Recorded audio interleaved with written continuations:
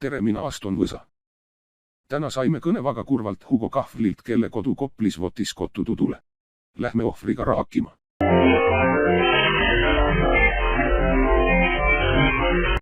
Tere Hugo Havel, kuidas sul läheb?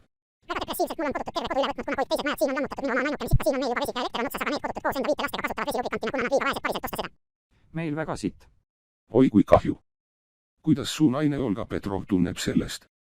Olga Petrov on nii tore, aga täna ta kandis meie sitta veest klaabi, mis Koital põrandal on, kuna meie tualett enam ei toota ja kuhugi pole pissida hakata, ning kahjuks ta jättis mind maha sellepärast, et Koital tunnevad mind seksimas, miks see niimoodi ei näidava spektaatorid siia, nii et kuna jättis mind maha, ta nüüd töötab uuesti Maximas kliendi teenindaja. Ja tänaseks on Koit Hugo Kahvli situatsioon on lahendatud ning ta kodutud elavad nüüd Sitsirimis. Aitäh, vaatas hea uus aasta!